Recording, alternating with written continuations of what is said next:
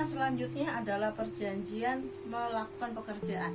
Jadi kalau kita nanti teman-teman misalnya selepas kuliah akan bekerja, itu udah namanya perjanjian melakukan pekerjaan. Mau pekerjaan apa saja pasti akan ada perjanjian untuk pemberi kerja dan yang orang yang bekerja.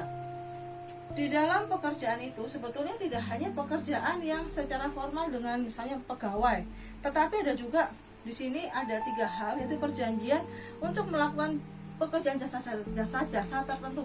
Belibet mulut saya nih, nggak apa-apa biar saja. Pada saat terjadi ada yang sakit,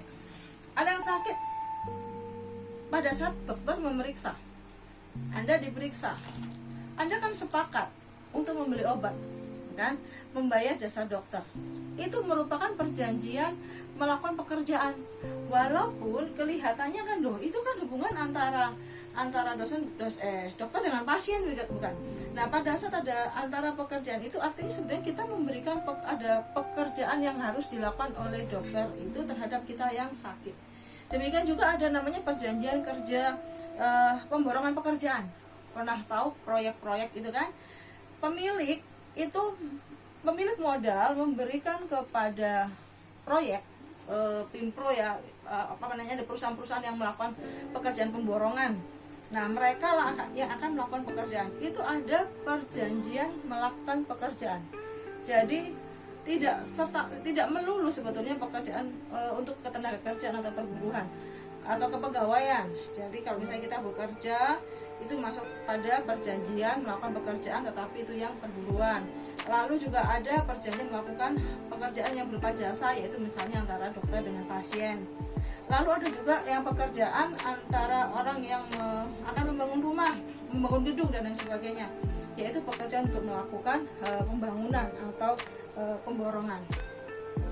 Jadi kalau seseorang akan melakukan pekerjaan melamar gitu kan, melamar lalu ada wawancara dan seterusnya. Pada saat wawancara itu pasti akan ditanyakan apa yang kamu miliki, dan sebagai pengusaha apa yang saya miliki. Sebagai pengusaha akan menawarkan, saya punya gaji sekian, Anda mau tidak bekerja dengan gaji yang sekian.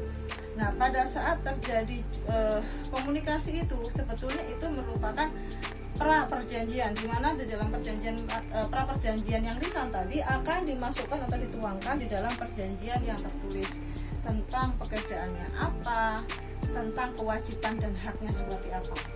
Begitu. Jadi di sini juga berapa lama, misalnya apakah pekerja itu akan bekerja dalam waktu yang tertentu, misalnya kontrak, ataupun dia harus melalui masa pelatihan dulu. Kalau lolos melalui masa pelatihan atau permagangan, maka dia bisa diangkat sehingga bisa menjadi pegawai tetap. Itu juga berbagai macam bentuk perjanjian pekerjaan.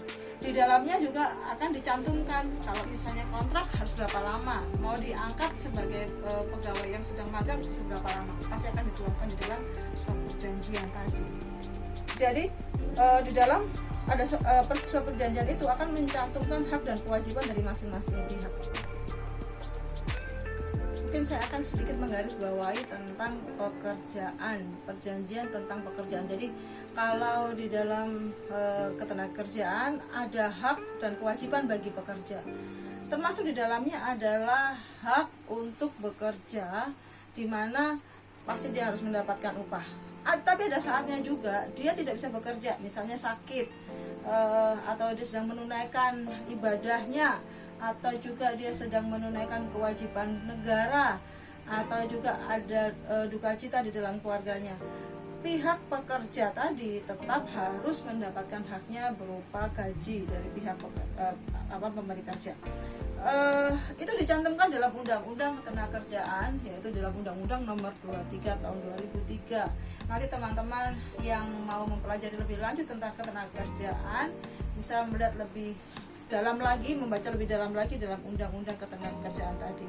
Karena kewajiban seorang pekerja itu tidak hanya dia bekerja, tetapi juga misalnya menjaga lingkungan kerjanya, sehingga kewajiban-kewajiban tidak melulu hanya yang tercantum sebetulnya, tapi ada beberapa hal yang secara etis moral tetap harus dilakukan oleh pekerja.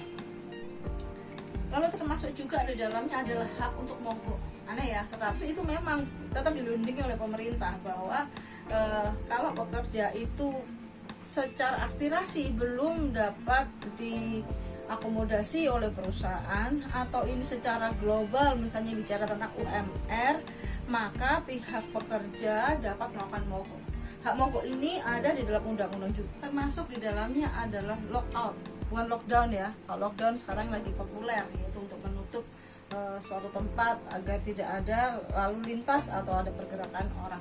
Sama juga sebetulnya dengan lockout itu. Jadi lockout itu pihak perusahaan menutup perusahaan atau di pintu gerbang agar tidak terjadi pekerjaan atau tidak usah ada aktivitas. Termasuk juga di dalamnya adalah pengaturan tentang PHK, pemutusan hubungan kerja. Pemutusan hubungan kerja bukan hanya karena orang tadi melakukan kesalahan lalu di PHK. Istilah yang populer biasanya kan, oh ada si A di PHK. Tetapi sebetulnya dengan kita mengundurkan diri sendiri, kita mau resign, itu juga disebut dengan putus hubungan kerja. Jadi sama-sama PHK. Hanya saja konotasi yang dipakai oleh orang-orang bahwa PHK selalu sifatnya negatif, yaitu orang itu diputus hubungan kerja sehingga entah karena dia tidak layak ataupun karena melakukan berbagai macam hal.